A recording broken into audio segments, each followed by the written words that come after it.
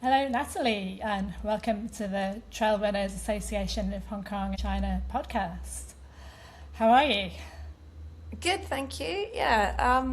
Slowly coming back to being a human, I think, instead of a shadow of my former self.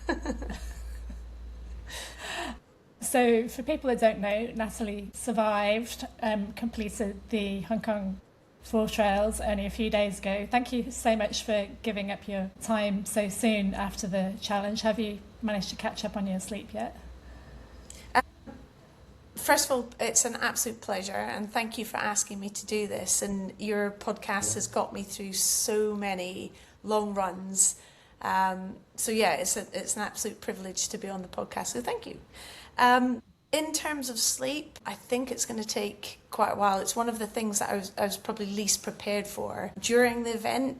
Obviously, I trained for that, but afterwards, I've really struggled to sleep. And I thought it was maybe the caffeine working itself through my system, but I think obviously the leg pain has been quite significant for me anyway, and that's been keeping me up at night. But I seem to manage to sleep for maybe 3 or 4 hours, and then I'm wide awake again. So I think maybe it's that panic mood of, oh no, have I missed my alarm? Should I be running? Is it the next trail? So I think I'm still in that mood. I think that's pretty normal from what I've heard. Talk to Nikki about sleep after the first Oh time yeah. she completed the four trails. Oh wow, I will do. So, have you come down from the high of completing it? That must have been quite a big high. Yeah, it's kind of, it's surreal, definitely, because I was accepted onto the challenge in October. So from that point, everything has been directed to sort of making sure that I'm prepared, well, as prepared as I could be. I'm training and meeting training goals and planning, preparing. So everything has been geared towards that. So to now not have that in my life, I'm sort of like, oh, what's just been taken away? But it's been, I mean, I'm very glad it's over, for sure. But the amount of people who have said well done and we've watched your dot, it's been incredible to feel that much love and just encouragement. And I think I mentioned to you at the finish line, just the sheer volume of people on the trails that are calling your name, and you run past a barbecue area and all of a sudden someone's got the dots on their phone, and they say something, and there's a great big cheer that erupts, go, yeah, you've got this, good luck. So it's been incredible, and it's something that I feel genuinely privileged to be part of. In a very strange way, I actually miss being out there, and just feeling part of this very unique community. So yeah, I think it's going to take me a bit of time to come down from that bubble. Am I right that you're a school teacher? Yes, I am. Yeah. So did you have a lot of students and parents that were following you as well? Yeah, and the lots of kids have come up to me this morning throughout the day and said, "Oh, well done, Miss Webster, and great job. We followed your dot." And ex-students have been messaging me and saying, "Whoa, we saw the name and we thought just can't be." And then obviously saw the picture and a little bit older, but so yeah, that's just been amazing. And I'm someone who pushes the kids to do their best and celebrate their achievements within our community as well. So yeah, it's been nice to be on the receiving end of people saying, "Well done, you've inspired us to go and do this." So yeah, that's been really nice. Yeah, it's nice as a teacher to be able to walk the talk and Mm. inspire people through your actions and not just your words, right? Yeah, for sure. Yeah. So you mentioned at the finish line that you've been pestering Andre for years to let you do four trails. When did the idea first enter your head that you might want to do it? So yeah, poor guy. I think he just gave in because of it was sheer mental fatigue on his part.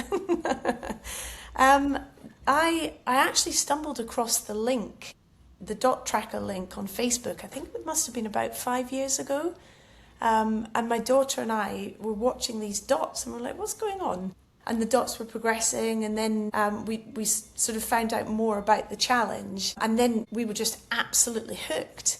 And I thought, oh, I'd love to do that. And then the next year we did the same, and sort of within that year, I think I remember thinking, it kept replaying in my mind. I'd love to do something like that. How incredible to test your body to see if you can make it to the finish. And then the second year, I remember watching the dots, and I think someone was super close to missing the ferry, and we were just literally screaming at my phone screen, going, "You can make it!" It was a female runner, and it looked like they held the ferry for her. I have no idea if they did or not. But then her dot all of a sudden stopped, and we were like devastated that she'd missed it. And then it jumped onto Landtown, like yay, and then just followed it from there. And then I remember after that, I won a watch voucher in one of the local races. And I remember going into the shop to choose the watch and thought, right, I need the watch with the biggest battery because I'm going to do that. And I chose the watch that would last for 72 hours. And I just thought, right, at that point, I'm going for this and I'm going to get on that challenge and I'm going to complete it before I'm 50. And I've done that, just. Wow, so how long ago actually was that though? So I've been pestering Andre for about 3 years. And when I got the watch, I thought, right, this is it. And so I messaged him and said, can I do it? I didn't know anything about the application process. And he quite readily said, no, you're not ready. You need to do a 100-miler. Have you done one? No, I haven't. So I think the furthest I'd gone at that point was 50 Ks. So then the next year, I entered the Nine Dragons 50-50, trained for that, and ended up pulling out after the first day with a knee injury, which was absolutely gutting. It sort of triggered it 30k in roughly, and then I hobbled to the finish, which was really silly. I should have just stopped, and then damaged it further, so I had to pull out, and then thought I need to do that race before I can do this challenge. So then entered the next year and completed it, yay. And then in between, I'd messaged Andre again and said, right, can I do it? I've got a knee injury, I'm rehabbing, there is a plan, I'll do okay, whatever. And he said, nope, you're not ready. Fine. So then next year entered the Nine Dragons, completed it, which was amazing. And then went back to him and said, right, I've done the Nine Dragons. This is my training. This is who I am. I'm not someone that gives up. You can tell I've been hounding you. Please let me do it, basically. And he said, right, okay, enough. If you can do one of these things, then I'll let you on the challenge. So he gave me some options. And so one was a miler, which is the normal condition. The second one was to do the 4 in 4, so the 4 trails in 4 days. And that was over Christmas, and I was away over Christmas, so that wasn't an option. And he said, and the third option you can do is you can do the Mac and the Wilson back to back. And I was like, that makes perfect sense, I'll do that one. And then when I spoke to people, they're like, why did you choose that one? It's so much further, you only have to do a miler, what are you doing? And in my head, I just thought, well, I'm going to have to do that anyway, so I may as well just make sure that I can do it. So he said, right, okay, you do the Mac in under 18 and then back it with the Wilson, and if you get to the end with the conditions, then you're on it. So I think I had the Moon Trekker, and so I only entered 3 races a year, the Moon Trekker, the Foray Dark 45 and the Nine Dragons, because I really love running at night. So I had the Moon Trekker and the 45 to go. So I said, right, okay, I need to get those out the way, do those, use them as training, and then I'll attempt the back-to-back Mac Wilson. So then did the 2 races, went really well, nutrition was great, and then thought, right, I'm ready, let's do it. And my crew was Tony, my husband, so he crewed for me on the actual event as well. And we had no clue what we were doing. So I did the Mac and got to the end, all good. And then we decided that I needed to sleep in between, so I'd sleep on the drive to the Wilson, and I'd get to the other end and I'd eat and I'd tape and things. So I got to the end of the Mac and we enjoyed the moment for about 30 minutes and just chatted about what was going to come next. Got in the car, had a sleep, got to the start of the finish of the Wilson, the start in reverse. Had some food, did some taping, planned the route, and I think the changeover in total was about 3 hours or something ridiculous, and then went off and did the Wilson. So by that time, I think I was 19 hours in, and I thought, right, okay, if I get on this challenge, that's a mistake. I need to get that done quickly. So yeah, then set off, got to Taipo, no problem, got to the next section, no problem. I think the hardest part was when I crossed the water and you kind of lose a bit of momentum. and then you've got to start yourself again. And yeah, so it was just a case, I knew if I got to the end, I would be on it. So that was motivation enough, and got to the end and messaged Andre, took photos along the way of the markers so you could see that I'd actually completed it. And yeah, in October he said, yeah, you're on it, which was great. Yeah, it's a brilliant idea. If there aren't that many milers in Hong Kong. I mean, there's only the V162, right? Yeah. In Hong Kong, and you don't want to wait until March. Then you'd have to wait until the following year. So Yeah. it's a good idea to do an unofficial one. Yeah. Yeah.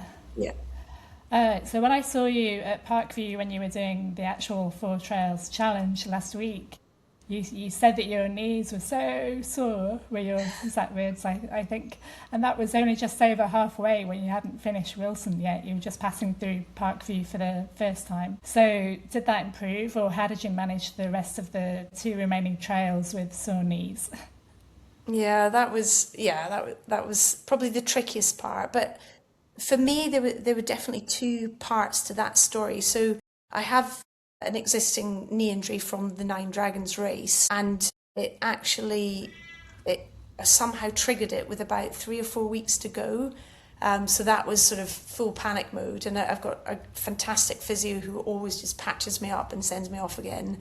And so we were working really hard to rehab and strengthen the knee. So I thought, right, okay, whatever happens, I'm on the start line. Whatever happens, happens. I've just got to get to the end. So with my crew, Tony and Mo, we made a plan, right, what happens if the knee triggers? So I had exercises from my physio to do. I also had in my head, if I don't make the cut-offs, I'm not giving up. I'm just going to keep going. And if it takes me 80 hours, it takes me 80 hours. I didn't do this training to not complete it. So that was always in my head. There was never, I'm not doing this. So got to the Mac and everything felt brilliantly, and I triggered it on a training run on the third section of the Mac. So got to the third section of the Mac, got to the hill, the downward, the part that I'd triggered it before, cleared that, and I thought, yes, okay, I'm in the clear, I'm done, I'm all good to go. And then I think that was the down on the first hill, got to the top of the second hill, or just started the descent, and off it went. I was like, no, this is a nightmare. So it was just a tiny, tiny twinge at that point. I thought, right, I can manage this, and just sort of gingerly went down the slopes, just tried to protect it as much as possible. And it didn't feel too bad at the end of the Mac. And I'd completed it in a faster time than I'd planned, so I had a little bit of extra time just to nurse it when we were doing the changeover, which was a good thing. But then when I started the Wilson, I'd had the sleep, I'd seized up a little bit, and I could tell it was starting to come on quite strong. So I thought, right, okay, gently run it off, and that was okay. But then when I hit Pat Sin Leng, those downs, it just wasn't going to last. So it first kicked off, I think it was about section 3, maybe 70, 80k into the Mac. Then it was okay, and then on to Pat Sin Leng, that's when it really flared up. And it was a case of every step, I think I managed 5 or 6 steps, and then I'd have to just stop and wait for a couple of minutes just for the pain to ease, then I'd go again, stop. And that was sort of the process until I got off of Pat Sin Leng.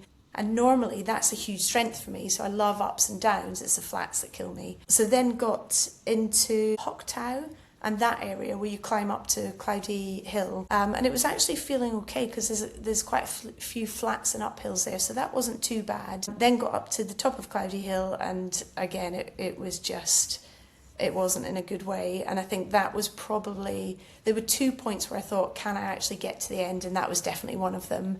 And I call it the granny shuffle, where you take one step at a time, and it's 1, 2, 1, 2, and that was my rhythm in my head, trying to concentrate to try and relax. And because I was putting so much pressure so much stress through the other leg, then that knee started to sort of fire off. So that was quite a low point.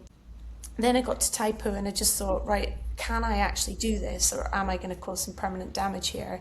So I thought, right, have a sleep, refuel. So I think I had a 15-minute nap and just thought, right, usually after a nap, I'm good to go again and let's see what happens. So woke up and I thought, right, I feel okay. And going out of Taipo is a great big uphill, so I could rest it. So that was great. And then that section there is pretty much uphill, most of it. There's a few gentle downhills and then some flats. So that was absolutely fine. So what that gave me was time just to figure out how I needed to position it to be able to run on it.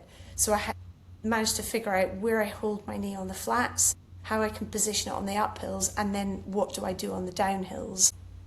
That took me through basically the whole challenge. And I think on the Hong Kong Trail, I think it was, on the slopes, that was tricky because with the steps you can kind of move your foot placement around, but obviously on the road it's the same repetitive movement. So that was difficult. But as soon as I got back on the trails, I felt much more relaxed, and that's where I'm at home anyway. And then on the Hong Kong Trail, actually this was a tricky point as well, where I had 2 head torches and they're supposed to last around 8 hours.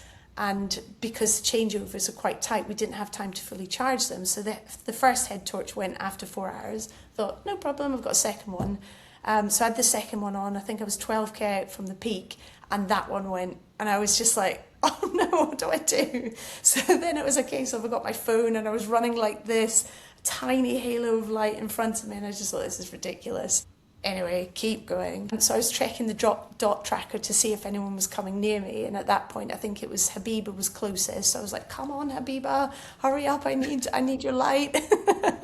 And then I ran past the turning because I was trying to watch the dots, and then ended up down some slope, and I just thought, oh, this is just not great. So came back up the slope, but blessing in disguise, it meant that the next person was even closer to me. So I was like, oh, actually, silver lining. And then sort of pushed on a bit with my halo of light, and then it was Marcus Lee who came out of the shadows and just flew past me like a bullet, and I was totally unprepared for it. I was like, oh no, there's my light. So I just literally went race pace after him. So he must have thought, I don't know what he must have thought, that someone had decided to chase him with 150k to go. So I then started to have a chat with him, and we were chatting, and I was obviously panting because he's much quicker than I am. And I said, oh, both my head torches gave out. And he just literally came to a halt in front of me, and he turned around and went, what? What are you using? And I said, my phone. And he was like, oh. So then I think he realised I wasn't trying to race him, but I was trying to use his light. So bless him, he slowed down. And we ran into the peak together, which was really nice. He's a very nice guy. Then obviously we've got the downhill down to the ferry. That was a total killer. So I just said to Marcus, right, you go for it. You make that 7 o'clock ferry. I'm going to try. Fingers crossed I'm going to make it, because it's pretty steep. And it was just a case of, right, okay, manage this. Where do you put the knee? Make sure it's in position. Make sure you're shifting your weight to ensure that there's not too much going through the knee. And I made it, which was awesome. And then I think as soon as you get on the Lantau Trail, it's just a case of you just get this energy because you know it's the last one and you haven't actually got that long to go. My knee was starting to give me a bit of trouble, but luckily again the first part of the Lantau Trail, it's flat, it's gorgeous. So it was coming out of Taipo. I made the decision, okay, I need to get off this trail as quickly as possible, so I need to start really pushing it. And I remember thinking, standing at the top of the first downhill, and it was quite rocky, very uneven steps, and thinking, right, you can do this, just relax. And I remember saying to myself, just commit. And I looked down, took a deep breath, and I just went for it as if I was in a race, and got to the bottom, no pain at all. And I just thought, right, that's it. From now on, every time I got to the top of a downhill, took a breath, said to myself, commit, and just went for it. And it got me through. Touch wood. It's okay once it settles down. And so 70k and it triggered, and then it was just a case of figuring out how to manage it for the next 230k, and I genuinely think it saved my challenge, because it meant I couldn't push, because there's always that temptation to go a little bit faster and a little bit faster. So because I was taking it at a fairly easy pace, it meant I had no nutrition issues. I could eat whenever I wanted. I could eat what I wanted. I didn't overheat because it was pretty hot, no cardiovascular drift. So I actually think that maybe that was fate that dealt me that to slow me down to make sure I finished it. So yeah, no ill feeling towards my knee at all. That's amazing. So when you say how you positioned your knee, you mean just that, like the hip angle, or turning your feet outwards or inwards, or what do you mean? Yeah, so I'm actually a PE teacher and I teach a lot of sports science. So I teach a lot of biomechanics and sort of we look at movement patterns and muscle activation. And also with my physio, I've been through it over and over again, and he's been fantastic, and he's trained me in certain movements and said, right, if this happens, this is what you do. You stop, you do these exercises, and then you wait for a second, and then off you go. And one of the major things was making sure, so my knee tracks in, so making sure it wasn't tracking in, so pushing the knee over the toes. And what I've found over the years is when I get fatigue in a muscle, I change the muscle group that I'm using. So it could just be something simple like pushing on the heels or pushing on the toes or swinging hips. And so all the time you're not massively fatiguing a muscle group. And I think that worked for me as well, because I constantly had that fresh energy to save the knee. Yeah, you also had some pretty elaborate taping going on. So is that something that you just had to change as it went along, or change the type of taping that you were doing when you were getting pain, or did you just keep the same configuration that you had from the beginning? Yeah, so I think anyone who's been in any of the races with me will recognise that tape. I've done it for years. I call it a knee cradle, and it just protects my knees when I'm hammering the downhills. So I always run or do long runs or races with the tape. But there was an additional section going down the right leg just to try and protect the injury. But yeah, it looks crazy, and I think people coming towards me in a trail must think, why are you doing that? You've clearly got something wrong. Don't do it. Stop. But yeah, it allows me to do what I do. So carry on. Okay, so it's preventive then. And how does it stay on for such a long period? I noticed from the photos that it changed colour at times, so you obviously reapplied it sometimes. But when you sweat so much, then how does it manage to stay on? Yeah, so I changed it in between every trail, so I had fresh tape every trail. But I think over the years, I've tried to develop a technique where it's going to stay on as long as possible. And also with my physio, he says that if you heat it, then you soften the glue and it becomes more sort of tactile and sticky. So when I put it on, I rub it so to create friction and then generate the heat. But it wasn't as hot as it could be in Hong Kong. So when it gets super hot, then it's just flapping around all over the place. But it was pretty much okay. And I always trust in a certain type. I've tried different types and they just peel off. I don't know if I'm allowed to say the type of tape I use. Yeah, please do. Yeah, so I use rock tape. And it's one that works for me, and it's hypoallergenic as well, so it's good on your skin. Yeah, that's good to know.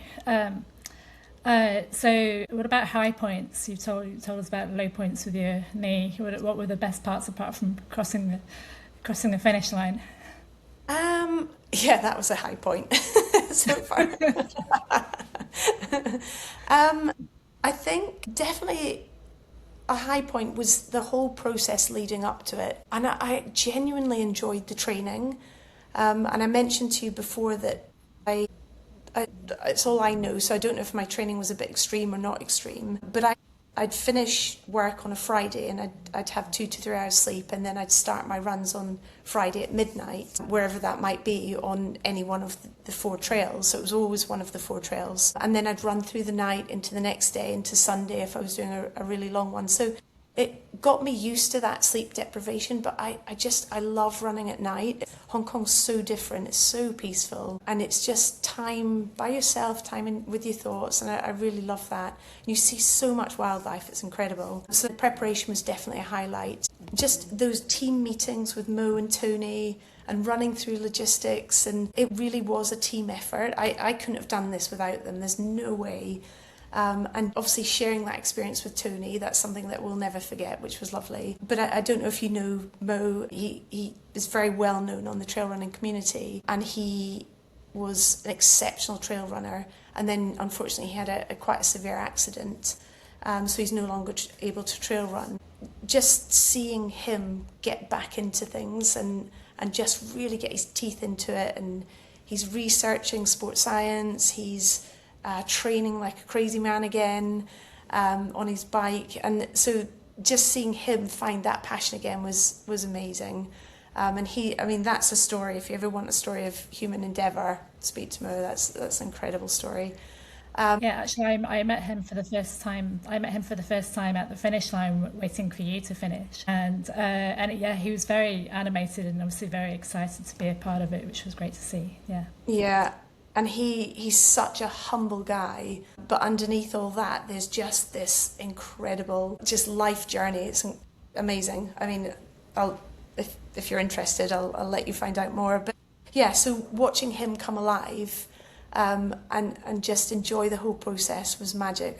That was fantastic. So that's definitely a high. Being on the trails and having the support of the Hong Kong people, I was just not prepared for that at all.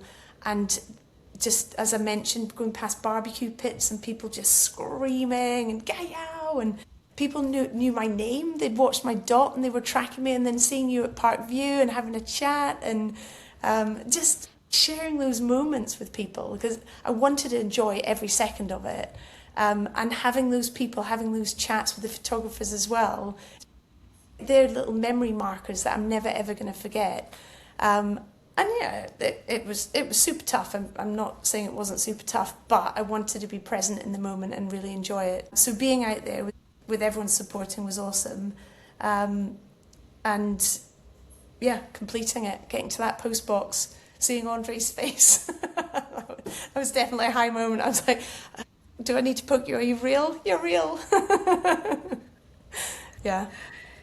Yeah, it's really a phenomenal achievement. So just quickly, because I'm sure you want to have some rest after your first day back at work. You mentioned that you were able to eat, whatever you liked without any stomach problems. So what did you actually eat during the challenge? Because over 3 days, especially being self-supported for most of it, that must have been quite a challenge to actually get enough calories. So I'm known.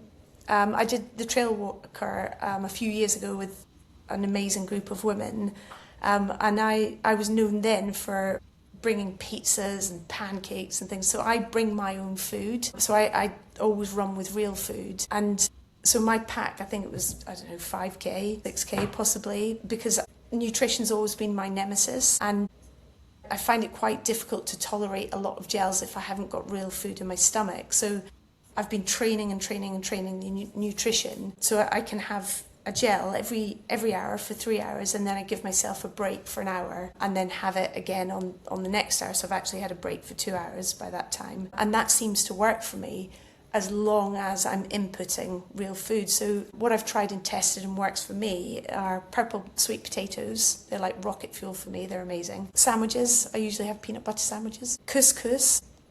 I've recently discovered that it's just ultra easy to get in because you don't really have to chew it very much. And if you cook it in stock, it's obviously salty. I sound like Delia Smith. What else do I have? Pesto pasta's great, pizza, Percy pigs.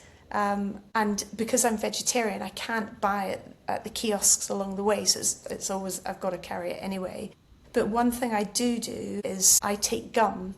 So I make sure I'm regularly chewing gum to generate saliva, because obviously you get quite dehydrated, which then obviously helps the digestive process, so you're able to break down that food easier and then it gets into your system. So it's just little things like that. And then I, on the way, buy Coke, and I don't drink Coke normally, so that really affects me. It gives me a huge high for a little bit.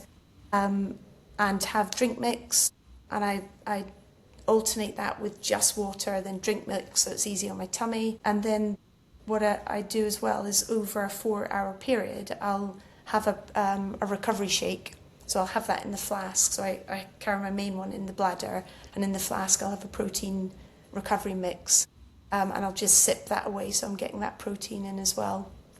And it seems to work for me. But I think it's something that everyone needs to try and test for themselves and figure out what works for you. I seem to, at the moment, touch wood, have found my secret sauce. So long may it continue. Yeah, that's brilliant. How do you actually kiss while you're trail running? Like, do you have like a Ziploc and a spoon, or what? Yeah, I have it in a bag, do that, and then do this. No, I'm kidding. I try and sort of through the bag just pour it in. But yeah, some of it does go over my face. So you can actually eat that while you're moving. Then Yeah, yeah, training. how about pasta? Yeah, same. That's a bit more tricky though, because if you're sort of going down steps, the bits might hit you in the eye and get some in your hair. Yeah. Yeah, or a stop. Yeah. Okay. So Andre, as you know, is always encouraging women to enter, and he has a separate wait list to women. So what would you say to women who have enough experience, who might be considering doing the Hong Kong Four Trails Challenge? Would you encourage them, or say stay away? I would 100% encourage them. And that was something going into it. I wanted to start a little, I don't know if I was allowed to, but I wanted to start a little WhatsApp group for the 4 women. And just so we had each other to lean on. But I think language barriers, etc., just never worked. I didn't really think it through properly. But I remember with Kaori, I think I ran with her for a very short time on the mat. And I was trying to say to her, come on, we've got this. And trying to chat with her. And then Habiba, we had great chats. She's such an awesome person. And just the mutual sort of support for each other there was just awesome. And poor May, I didn't get to have a chat with May, but when I saw it was getting close to her ferry time, I was just sending her so much positive energy and you've got this, come on, sprint, let's go. And bless her, she just missed it. But for her to get on the start line and to finish that amount of distance is just incredible. She should be super proud of herself. But I would say to other women out there, if you tell yourself you can, then you can. And I mean, obviously you've got to prepare safely for something like that. But it is about the mental battle. And I think, especially I'm an older woman, I've got 2 kids as well. And I think for mums, I think even mums have that little bit of an extra advantage because you've gone through childbirth, you've gone through that massive sleep deprivation. You know what that feels like to be in the depths of sleep deprivation when you think that things aren't going to get any better, and then they do, and you pull through it. And I think it was you that said to me at the finish, and then you had another child. So I think there's always that endeavour within us. And of course, women have a higher pain threshold than men do, so there's always that aspect as well. And I just think if you get on the start line, that's a massive achievement. And from that point onwards, what's the worst that can happen? You don't finish, so what? You've got on the start line, and that's just amazing. If women out there are thinking, well, I'm not sure if I could do that, get that out of your head. If it's even entering your head, then you can do it. So yeah, and I'll 100% support anyone doing it. I'm sure Andre will tell women in question if he thinks that they're not ready or whatever, like he did with you. Yeah. But a lot of, in my experience, a lot of women tend to wait until they're overqualified before they apply, which is hence like 3 out of 4 women finish, and the 4th one did 3 quarters of it. So she was the retiree who got the furthest out of everybody, out of all the other people that retired. So it was quite a strong group of 4, I'd say. Yeah, and I think you're dead right. I think as women, we push ourselves on to make sure that we can do that rather than take that gamble. But why not? Yeah, take the gamble. Okay, Natalie, that sounds like a good place to wrap it up, and I'll let you enjoy some downtime in your evening after your first day back at work.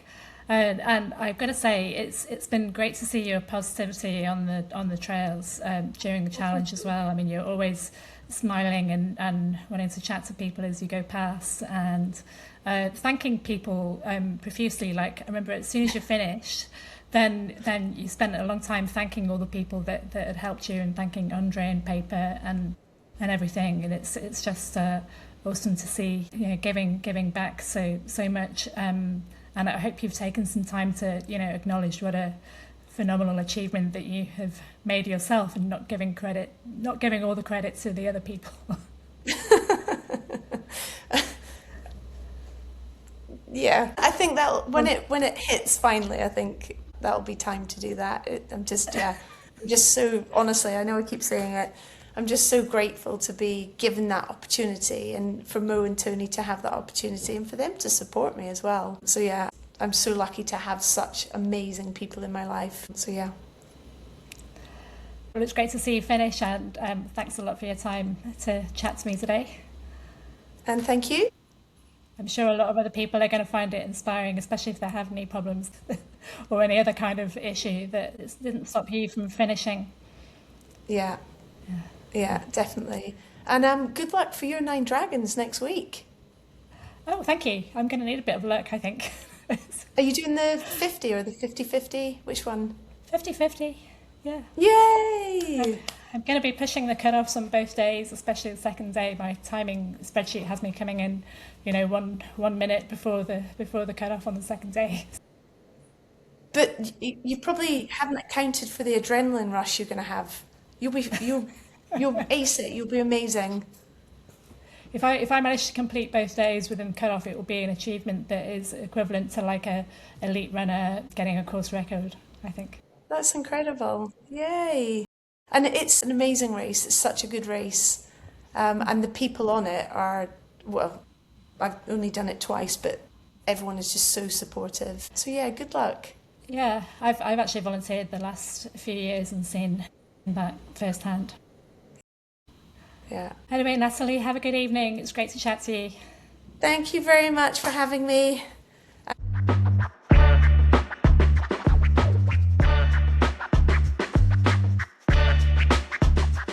Hello, Michael. Welcome back to the Track Podcast. Thank you. How are you today? I'm doing very well, very well. Yeah, well, before I ask you about yourself, how about Natalie then? What a superstar she is. Yeah, amazing. It's strange how I never knew who she was, and I had never met her, and seeing her amazing performance in Four Trails is just true grit. Last year was very similar, where some of the athletes were just super tough and strong and persistent, and so she falls in that category, and really impressive performance from Natalie.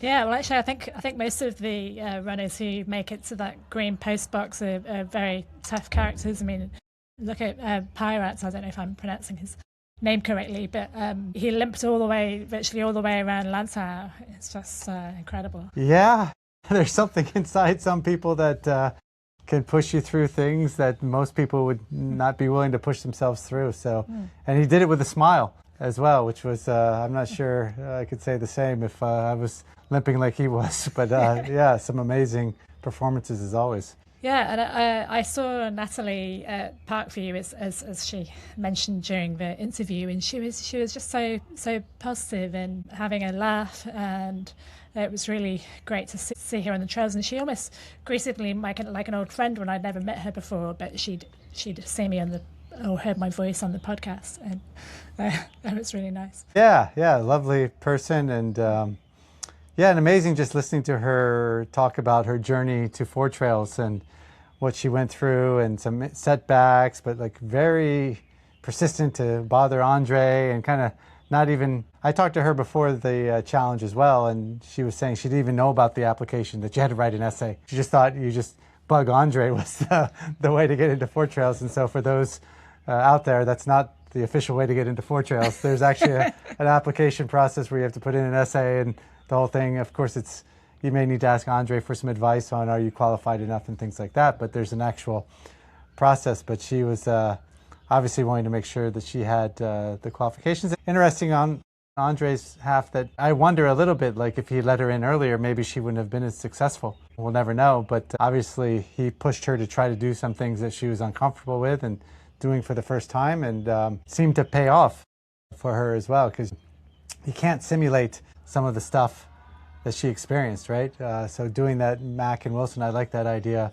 It's almost another good prerequisite besides 4 and 4 for people who are thinking about 4 trails to give something like that a shot and understanding the nature. Because 4 and 4 you can actually use poles and listen to music and do some things like that, but I think she did it completely 4 trail style, completely self-supported, no poles, all that stuff. So yeah, they're both extremely tough, but yeah, good on her. Yeah, and it's quite unusual. I thought that she likes trail running at night and she only enters night races, and she's going out at midnight on these long training runs on her own, which is kind of the opposite to most female trail runners I know don't really like running at night. I remember when I first signed up for my first night race, it was actually an accident, and I signed up for what's it called, Stairmaster, which was the Hong Kong Island one, and I didn't realise it was a night race at that time. And I signed up and then tried to persuade some friends to join me, and they're like, "But it's a night race." No, we don't want to do a night race. I couldn't persuade anybody to join me. Yeah, my first one was I did a couple 20Ks, but my first over 40K one was the Dark Foray, and it was 50 back then actually when I did it. I think in 2018, I think was the year. I just fell in love with running at night at that moment too. I was hooting and hollering and woo, this is fun, and sort of things like that. I love night running as well. Although when I have the choice to run when it's not dark, then I normally take that chance. To be honest, because I'm a bit concerned going out in the dark on my own if everybody I know is asleep. Yeah, that's what I was just about to say. Like doing a night race with other people and participants in an actual race is one thing which you see other headlamps, you see aid stations, people are monitoring you, things like that. But for what she was doing, just going out after school or running at night by herself with no one else out there, because I did some night training as well, and it gets lonely out there. You see nobody, except porcupines and boars and different creatures in the night, cows with big eyes and stray dogs and monkeys. Well, I don't see many monkeys, they're usually not there, but still you see a lot of strange things, not people. It can be a little spooky at times. Yeah, I saw porcupines on Hong Kong Island when I was out there chasing 4 trails participants in the dark. Yeah. It's also great to hear that she has spent so much time playing around with nutrition and has worked out something that works for her, because obviously that's very individual. She has some interesting ideas like chewing gum. I was always told that chewing gum creates too much gas in your stomach and so you shouldn't do it. But there are lots of things in trail running that are kind of counterintuitive, like drinking Coke, and that should be not good for as far as gas, but then sometimes getting rid of the gas can be good, right? Yeah, it's interesting. I never heard about chewing gum either. I took a note of that though myself. I do like chewing gum sometimes, but it gets stale for me like quite quickly. So my follow-up question would be, how many pieces of gum did she chew during the actual 4 trails? How many pieces did she have to go through? But yeah, then how she mixes gels and solid food, and yeah, it's good that it sounds like she had a formula that worked well for her, and that can be tough, especially for races of that distance. I know I've struggled sometimes with that. So yeah, interesting to always hear other people's perspective. But yeah, it takes a lot of training and trying different things. Once you find something that works, that's huge, because it helps with your performance so much. Yeah, and it sounds like also if you carry couscous in a bag, trying to get most of that in your mouth without spilling most of it all over your face sounds like it takes some practice in itself, right? Yeah. Although you could make a hole at the end of the Ziploc and then just squeeze it all through the hole. I might give that a try. Yeah, there are different ways. And I was curious if she was actually carrying pizza with her, or she got that in between the trails as well. Because I don't know about carrying pizza in the bag. But again, maybe we need a follow-up interview with her on some of these more technical questions about how she was so successful, and so that we can copy some of those best Or invite her for a run and say, please bring pizza. Yeah, bring the pizza and the couscous and the gum, and we'll give it a go. Yeah, she's so modest as well. Like I was there at the finish when she finished or completed, I should say, and she was just spent 5 or 10 minutes thanking everybody for coming, thanking her support crew, thanking Andre and Paper. And that's why I said to her, I hope you're giving yourself some credit for this massive achievement. And then did you see how awkwardly she laughed when I said that? She didn't know what to say. She's Yeah, eventually. Yeah. Yeah, no, it's amazing. Anyone to get through that, yeah, it's crazy. It's very crazy. Yeah, one thing she said that I thought was interesting to discuss was she stated as if it's a fact that women have a higher pain threshold. And so I actually looked that up and to see if there's any science behind it. According to Google AI, it's a myth. Sure, anecdotally, we all think, okay, women, especially if they've given birth and coped with a lot of pain in their lives, then they ought to be more resistant to pain. But actually, some of the evidence stacks up the other way, because you know how boys are socialised not to cry, and so men tend to play down pain. And it also depends who's asking them the question, though, doing the research, because apparently if a woman is the one asking the man about their perceived pain, they're more likely to deny being in pain than if a man asks them. And a lot of the people doing research in universities are women, obviously. Then that can skew the results a bit. Yeah, but I wonder. So there's so few compared to the number of women who do these types of challenges, right? And so the type of women that get into something doing it that level versus the type of man may be a little bit more skewed on the tougher side of things. There's some tough dudes out there too, like the guy from Thailand that we were just talking about that's amazingly tough. Yeah. Guys like Will Hayward who just don't quit, right? So there are the special guys out there too, but I think women, to get out to that distance and to put themselves out there that much in that type of a race, also have to have some special DNA that not maybe every guy does that gets into it at that distance as well, because there may be some more, don't want to make it sound the wrong way, raw talent or things like that makes them feel more confident that they can do it, where a woman may have to work a little harder, and so it's only certain types are... Yeah, well, it's not necessarily raw talent, but physiological advantages that come with being a man give you a bit more buffer time and not having to push yourself quite as hard in order to get ahead of the cutoffs, or break 60, depending on which goal you're going for. Yeah, because the women, especially the last 5 years I've been following Four Trails, have all been, almost every one has been amazingly tough, and like very few quit. I don't even remember. I mean, I know this year, but I don't call her quitting because she got cut off. You know, so she didn't quit. She would have finished that thing. In fact, she may have broke 72 still, given the opportunity, but she missed the ferry by about 15, 20 minutes, I know. I was watching that closely as well. And then last year as well, the women were really strong. But I think actually whoever manages to get to the green post box within 3 days has a pretty high pain threshold, male or female. If you think about Pong, I mean, probably nobody can have a higher pain threshold than him. If anybody doesn't know who Pong is, then you need to watch the Four Trails movie, which is now, I think, streaming on Now TV. It's only $88. I'm sure you can find the link on Google. Oh, really? Yeah. You can pay so I think you get it. It's $88 for 48 hours, I think. Okay. I need to look at it, because I have some friends that I still want to see that, so I may have to... I don't know whether you have to be in Hong Kong or have a VPN that shows that you're in I'm sure there's Hong ways Kong you can do it. Oh, that's cool. That's good to know. Yeah, and did I tell you that I bumped into Pirate and gone running yesterday? Apparently my videos have gone viral in Thailand. There was videos I took of, because he's very popular in Thailand. And he told me that he'd been sick for a few days before the race, and he was feverish during the race as well. And that's why he was... Did you see the video that I took of him at Parkview? Is that the one brushing his teeth? Or? Yeah, he was the one brushing his teeth. He was putting on extra layers, or he was showing me how many layers he was wearing, when all the other runners were overheating when they passed through Parkview. I think Locke ran out of water, and he was putting on layers because his temperature control was still all over the place. And he stopped. Natalie told me that he actually slept for 4 hours on the Wilson Catchwater. Really? You know, the bit just before Shouting Pass. Yeah, the monkey. Because she passed him sleeping, and she decided to wake him up. And then a while later, he passed her and said, "Oh, thanks very much for waking me up. I've been sleeping for 4 hours." Hey, everyone's got their own journey to get to the end. That's definitely unique. Yeah.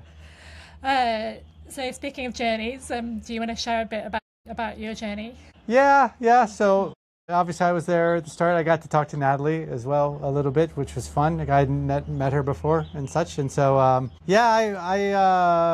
I had a good plan, but I'd been dealing with some foot stuff and some other little things, and When you say some foot stuff, it was quite serious stuff, right? yeah, don't want to go too much. I mean, yeah. everyone had things, so it's everyone had little nicks and things like that. But dealing with some stuff on the right foot, but it actually felt really good. I had some orthotics and things like that for the race, and some shoes that were really comfortable. So I felt good, and actually I was doing really. I got to Tai Mo Shan, which is just 26K in, and I was 20 minutes ahead of my target pace, which was 4 hours. I was 3:40. So I may have been going too fast because we weren't using the watch, but I felt in control. I was eating well, I was drinking well, I was doing everything planned. I knew the trail, so I wasn't making mistakes. Then going down to Lead Mine Pass, I kind of stepped on a rock, and then all of a sudden my foot flared up. And then shortly after that, my quads started really getting really sore. And the climb up Grassy Hill and Needle Hill was a real struggle. But I was still moving pretty good, but it was the quads were like really, really sore and getting more and more sore. The foot was still okay, and then got to Shatin Pass. It was 8 hours. I was there in. Sorry, just make sure. Sorry, target was 8 hours. I got there in 7:47, so was ahead of time. And then through Mac 4, quads were getting worse, but still okay. We got to 11 hours, which was right on plan. It was like a 16.5-hour pace, and then Mac 3. Just the quads just stopped, basically felt like stopped working, like your muscles weren't working anymore. And 3 or 4 times I was going up, and if the step up was too high, I would fall back down, like stumble back down. Like I couldn't pull myself up tall enough, like a normal step that you can step up.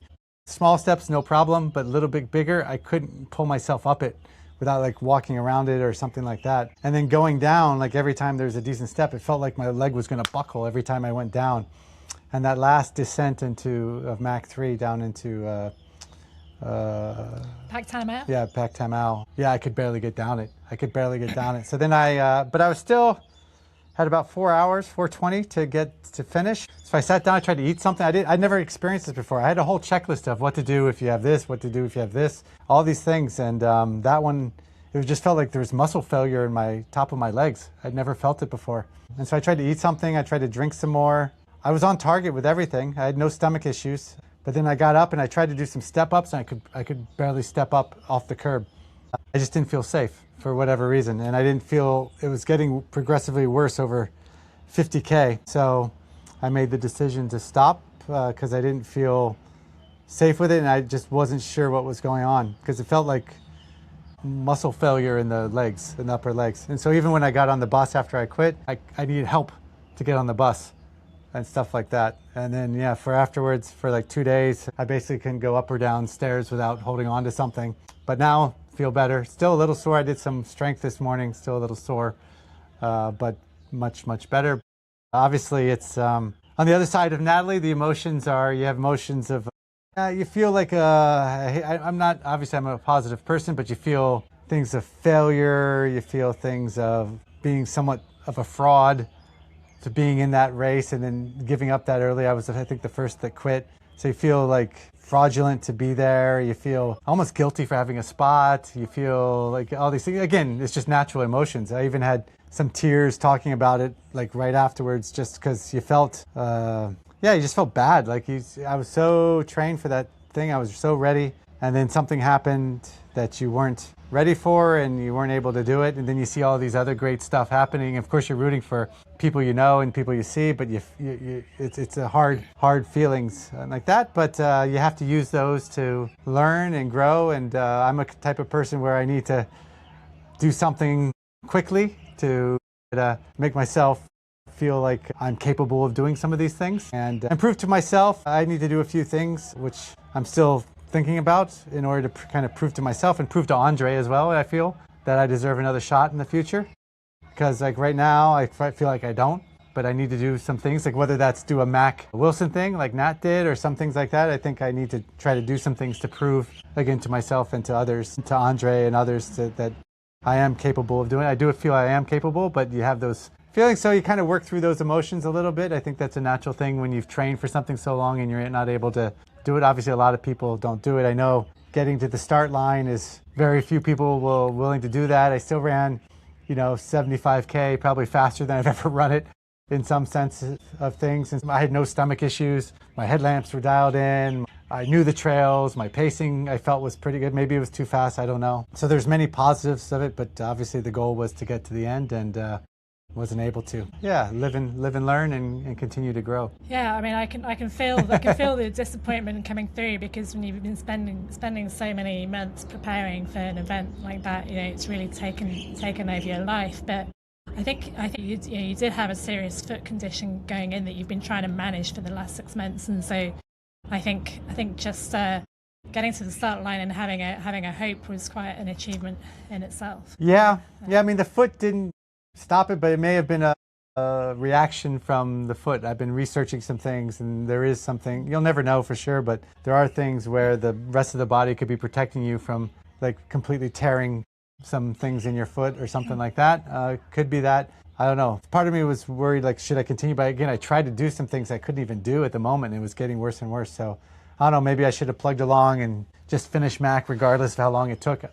That's kind of in my head a little bit, but I do see guys like person from Thailand, I forget his name, who limped through things. But also part of me, as I reflect, and this may sound bad, but I also don't want to limp to the finish of some of these things as well. You want to not, just push your body, or for me, 150K of limping just to get to the end. Like, part of me says I want to do it, feeling good. You're never going to feel good the whole way, but that you're able to still run and still go against the plan and things like that, and you're not doing more harm, or you're not just limping the whole way and miserable. Yeah. Like, so. Well, that's the big concern, that you're going to do some long-term damage Yeah. by continuing. If you're in that much pain after 75 Ks, Yeah. then there's one thing to limp around Lantau when you've already got to Lantau and you've got plenty of buffer time. Yeah. Then to be limping at that stage is quite extreme, I think. Yeah. It took me like an hour longer than I planned on Mac 3, and so I was also calculating things. There's no way I was going to get Mac done, and I was worried about the technical sections. It was really nerve-wracking going down that last section. A couple times I almost had to get down on all fours to get down a step because there was a big gap and things like that. Yeah, Siren Sham would have been hard with the legs like that. Yeah, so. yeah. So I know the whole course in the back of my head, so I'm thinking of these things, which maybe is a bad thing sometimes. Anyways, that's a quick or long summary, but we'll live and learn, and I'll definitely want to be back out there at some point, but I need to do a few things, I think, to build up the confidence. I do think I know how to do it. It's just making sure the body's right to be able to do it. Yeah, well, I believe that once you get back in the right shape without any serious physical conditions, that you have the physical capacity to do it, but you've got to get yourself fully healed first.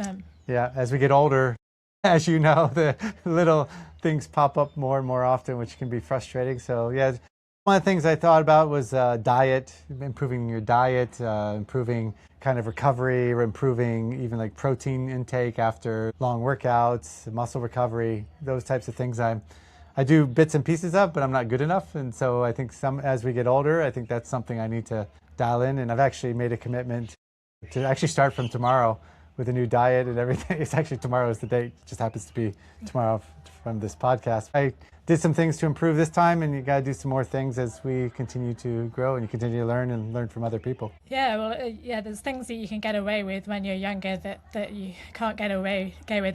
Did you read John Kelly's post about Barkley this morning? No, I haven't read that yet. I did see he's posted saying about all the things he's going to try and optimize in the coming year, because he although the course at Barclays is very challenging, especially in bad weather, he realizes there's things that he could do better to optimize his state going in, and there's things like he reckons his nutrition could be better, and he could focus on, I think he was talking about ring fencing his workload. You don't have to worry about that at the moment, to make sure that his work doesn't spill into his recovery or family time and things like that. He's going to try and optimize in the coming year. And he was saying, there are things that you can get away with when you're younger that you can't get away with once you become middle-aged. Well, yeah, it seems to, like, I was thinking, like, I remember when I did my first 100-mile, and it feels like a couple of days ago, but then I was thinking, holy crap, it was 7 years ago. Like, it moves quick. I was 48 and now I'm 55, right? And like that's a big difference. And even though I feel like I've improved since then, I actually, you know, age is increased quite a bit as well. So yeah, anyways. Yeah, I've been working harder in the past few years to get faster, but I haven't actually gotten any faster. Well, by staying the same is in a way getting faster as we get older, right? Well, I have actually managed to get faster in races by just being more efficient in checkpoints and also pacing a bit better. So although my flat speed has not got much better, I think my overall finish times are improving, just getting a bit smarter. Yeah, I was talking to Will Hayward actually before Four Trails, and I asked him for advice, and that was one of the things he commented as well. Like even between his, I forget if it was his first and third attempt or what it was, but he said he got faster on the Mac. He says mainly a lot of it was due to just being more efficient and things like that. And again, I was dialed in, like I was lead mine pass, boom, water, water, water, go, you know, Shingmoon Reservoir, Aquarius, pour it in, fill up the water, go, Shatin Pass, everybody's getting noodles, everything. I had all my food with me.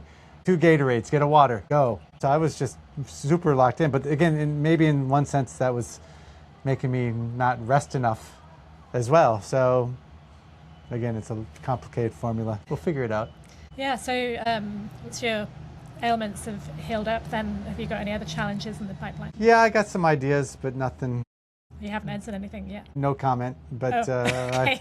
I tend to register and then figure it out. So, but until I feel right, I'm not going to talk too much about that yet. But yeah, I got some things in my mind and a couple things I may have registered for on the impulse of trying to make myself feel better. So you race directors out there, I'm a sucker for, I'm sometimes helpful DNS for you, but I support race directors here in Hong Kong. So just because I'm signed up doesn't mean I'll be there. But sometimes I do that just to, okay, I feel better. Yeah, well, I look forward to hearing about that, and I look forward to hearing maybe about your new diet if you manage to stick to it next time. Yeah, we'll work on it. And you with 9 dragons, you got 9 dragons this weekend. Yeah, 50-50. that's only 3 days. Only 3 days 50-50. time. Yeah, it's big. Yeah, it's going to be tough. Yeah. Especially the weather forecast is for it to rain. That should make it nice and muddy on Patsing Lake. Nice and slippery. Yeah, there's like a 1 hour descent to Luk Keng from the ridge. That should be a nice med slide. Yeah, well. Yeah. I like med actually, yeah, as long as go. I don't actually fall over and hit myself. But yeah, that'll be good. That's a lot of people doing that race this weekend. Yeah, it's full. It's full. It's exciting to see. Yeah, a lot of overseas races, so it's good to see it's being back to its former glory. Yeah. Well, best of luck with that. I'm sure you'll be stubborn and persistent and do well as normal. Yeah. I need a bit of luck as well. Yeah, I think. well, it's out there. You just got to find it. Yeah, some of the checkpoints are very tight, especially the checkpoint. I think it's 7 is the last checkpoint before you get to the finish of the 50 miles. It's 2 hours before the finish time. I can actually get to the finish from 90 minutes from there, I reckon. Like I did it in just over an hour during my recce, so I think I could do that in 90 minutes. But I've got to get to the checkpoint 2 hours before the finish. So that's I guess they assume people may just have to walk it or something, maybe. Yeah, because there could be some people that are crawling that part. I'll be pacing it sensibly, so hopefully I won't be, unless I hurt myself on the way, hopefully I won't be limping that part. But that's the tightest checkpoint I've got, I think, on that race. If I can get to there, then I can get to the finish for sure. Best of luck. And then the second day is just going to be on fumes, adrenaline. So. What time should you be done? What time does it finish on Saturday, and what time do you start on Sunday? Saturday, 10 p.m. Sunday, starting 7:30 and finish by 8 p.m. I think. Wow. So I worked out a timing spreadsheet for the second day, and I looked at my splits for the virtual race I did in 2021, and then I added on an extra margin of 10% or so, and then the total time had me missing the cutoff by half an hour. I was like, oh shit. I've only got sort of 5 minutes per checkpoint slower than my 2021 time when I was fitter and I had fresh legs. So it's going to be very tight. But if I have to do a sprint finish, I'll if I have chance, if I can get to within sniffing distance of the finish. If I smell a finish, then I can turn race mode on. Yeah, awesome. Look forward. There's tracking, right? There's live tracking, like a checkpoint tracking at least? Yeah, you'll be able to look up the Checkpoint standings tracking, at checkpoints, yeah, I think. okay, good. But then the results, I think it depends on the Wi-Fi strength at some Yeah. of those locations. Might Yeah. not have a very good Right, mobile reception, right. like at Taimei-shan and maybe Kaduri. Some of those Yeah. places don't have that great Wi-Fi, so we'll see how quickly they update. But you might be like pressing refresh. Well, I had you on for Hong Kong 100. I was refreshing every now and then. They gave you checkpoint updates, so you could see. So Yeah. All right. Well, thanks a lot for your time. No Michael. problem. Anytime. I hope you get over the disappointment soon. Yeah, probably never get over it, but moving on, and yeah, better things to come. Yeah. Okay. Yeah. Thanks, Michael. See you Yeah. soon. See ya.